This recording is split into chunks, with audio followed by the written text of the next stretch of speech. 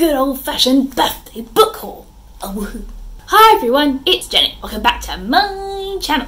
It was my birthday recently, in case you can't tell by the title of this video, and I got books. I went to the biggest bookshop I could find because that's my idea of an ideal birthday. There we go. And I haven't done a haul in a while, so I'm very excited. This is in no particular order. Let's get going. Let's get down to business to describe the book. Not very well because I don't know anything about them, that's just my brand, but we begin with The Faces by Tove Ditlevsen, who was a prominent 20th century Danish author, and I have recently read the trilogy of her memoirs, which I lived and loved, and this is the only one of her novels, though she has written quite a few, obviously, in Danish, that has been translated into English. So this is about a writer who is also a mother, and she is seeing dismembered bodies and faces, and I think it's partly about her fear of her husband leaving her, and I think she goes insane, or it's about her being on the edge of insanity and wondering if that is actually freeing or not. There might be something to do with drug addiction or alcoholism, because that's something that she herself suffered from, sadly. But I adore her writing style, and this also is translated by the same person who translated the first two of her memoirs, and I enjoyed those translations more than the person who translated the third. So this gives me hope that I will enjoy it, and it's nice to branch out and read some translated fiction every now and again. Then I have Paradise by Toni Morrison, which is, I think, part of, there's meant to be apparently a loose trilogy that is Beloved, Jazz and Paradise. And I read Beloved and I just read Jazz recently, so I'm reading Paradise, and I think it's about the ways that racism or slavery affects black people in America in different ways. So Beloved is a mother and daughter relationship, Jazz is husband and wife, and I think Paradise is friends. So it's about four women, it's set mid-70s Oklahoma, and they are attacked, and it's, I think, about the causes of that. It's a lot of the politics of the Vietnam War, and it just sounds really fascinating. I don't know anything about it beyond that, really, because this is one that I haven't really heard about, unlike Beloved. So that's always exciting because she's just a joy to read, and I really want to read all of her books. So it's nice to read one that is lesser known but still sounds brilliant. And also the first line, it's cracking. They shot the white girl first. What a good first line. So very sure I'm going to love this one.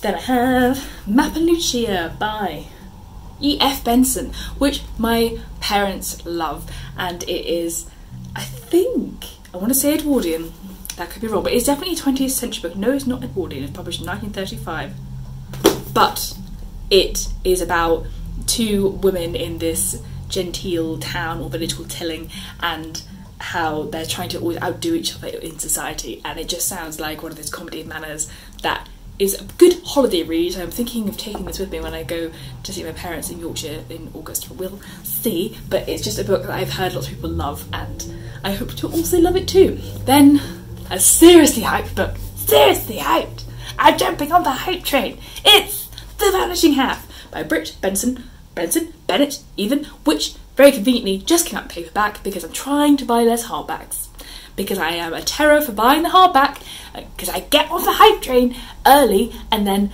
the paperback comes out and I still haven't read the hardback. The shame.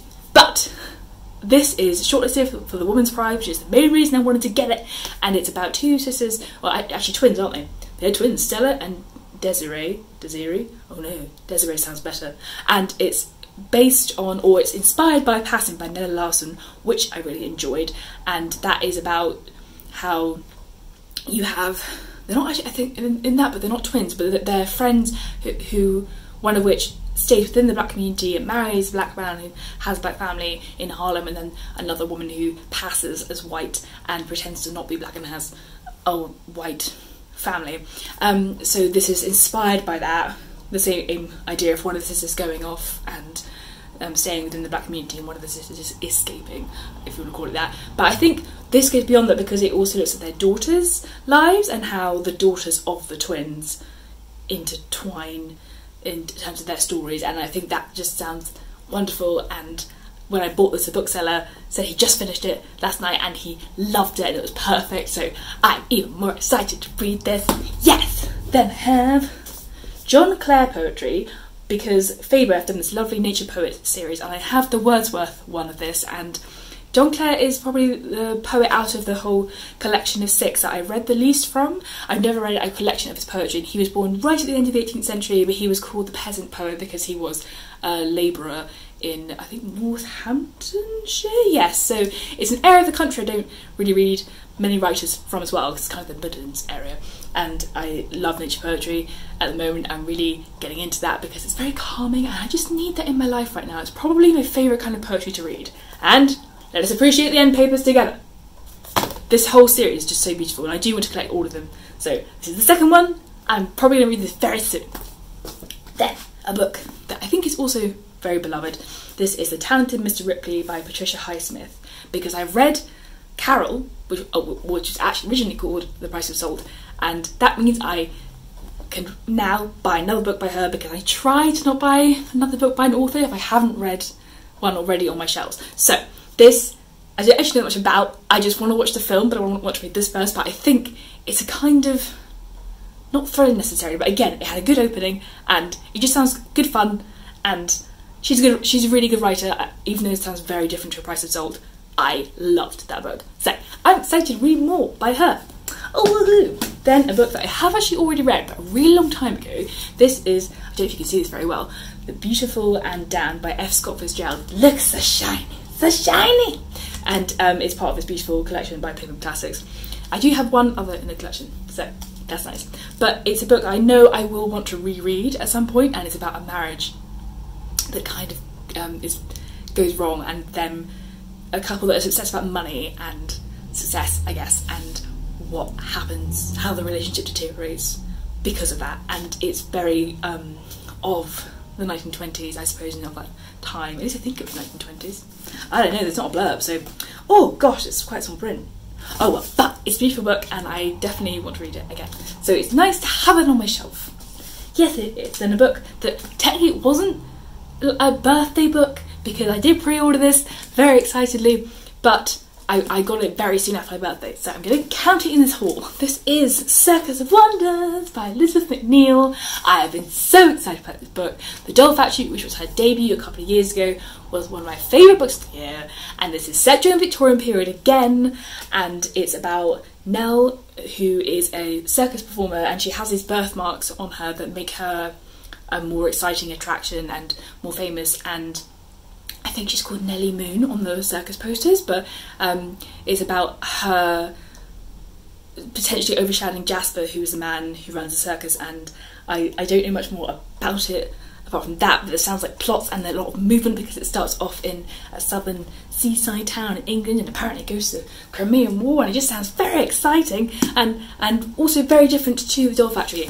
And I got a special edition, and we need to just take a moment, look at this, and look at this, look at this. It's a signed edition, and I had actually pre-ordered a different edition because there's 3 different pretty ones, but this is my favourite, and I had to cancel my order of the other one so I could pre-order this one. And oh god, I can't get this cover back on. Okay, and I really hope this lives up to expectations, because I've been waiting like 2 years for her next book, and I'm really happy because her next book, her upcoming 3rd book, is going to also be set in the Victorian period. My favourite! So this is good, this is very good. Then a very different book that I got from my brother and sister-in-law, and I really wasn't expecting it from them, but I'm very happy. I'd never heard of it. This is What We're Told Not to Talk About, but we're going to anyway. Women's Voices from East London to Ethiopia, and I suppose it's edited by Nimco Ali, and I think it's 42 women, spanning 14 countries, but it's split into sections on a subject I wasn't expecting, like reading the front. It's got a chapter on periods, orgasms, pregnancy, and the menopause. So those are the 4 sections of this book, and I just really hadn't heard about it, and that sounds great, that it's a very diverse range of voices, and yeah, I didn't expect this at all, so this is a lovely surprise. Then a book that is also very much hyped at the moment. This is Transcendent Kingdom by Yargese, which again, very pretty cover, very pretty cover. And guys, I'm breaking the rules here because I haven't read her first book. I know, I haven't read Homegoing. Shocker, because it was on so many booktubers' favourite books of the year list when that came out, and I'm sure I will love it, but I just want to read this now because I want to read the shortlist, and it's about Gifty, who comes from parents who moved from Ghana to Alabama, and she is in STEM. It sounds like it's partly about the tussle between religion and science, and also about family history, the trauma of losing her brother and her father. It sounds like partly to addiction as well, and how you deal with that. And I just think it sounds like a really nuanced book from other people's reviews, and I'm very excited to read this one. Probably going to buddy read this with Katie from Book to Things as well, which will be super nice because she has read Homegoing, like a good booktuber. Then I have a book that I'm actually currently reading now. That is Mary Oliver, New and Selected Poems, Volume 2, because I flippin' adored Volume 1. She is fast becoming my favourite poet. She, again, writes nature poetry, and it's just so simplistic, yet beautiful, and not repetitive. I don't know how she does that. She used to go out for really long walks around New England, and often on her own or with her dog. And she just writes poems about things that she observes, really small moments like meeting a deer or that kind of thing. And it's just so beautiful to read something that makes you stop and slow down and notice the little beautiful things in nature. Oh, such a joy. And last but not least, we have The Lies of Lee Miller, sorry, I know this is shiny, by Anthony Penrose, who was her son, or he is her son. I have met Anthony. I've also met her granddaughter, Amy, because I did a school project on her at school. We got to go to her house, which is actually very local to me, and it's amazing. It's got filled with sculptures in the garden and art, because they were really good friends with lots of surrealist artists, and Picasso used to just come round, and there's just a casual tile that he's painted in the kitchen. It's amazing. But she was just such a fascinating person. She was a model, she was a war journalist, a photographer, a realist kind of artist, and I just adore her work. I mean, look at her. Look how stunning. I mean, but there's a famous picture of her in Hitler's bath because they found the bunker, and that to me is amazing. And she took his drinks tray, and that's in the house that I went to. She's just amazing, and I think it's so wonderful that her own son has put this together and collected her memories and what he thinks is the most important aspects of her life, and her art and her work have been curated by him, and I think it's going to be such a flippin' joy to read. So yes, that is my pile of wonderful books, and I hope that was entertaining for you. Let me know if you think there's something I should read first, or if there's anything that you would like to read. But yes, it's been a good haul, and now I'm going to try and be good and not buy more books because my TBR's gone up again. But it's okay, I'm doing quite well, I think. I just need to not buy any more for it in a while. Okay, I'll shut up now. But I will see you soon. More bookish shenanigans. Bye!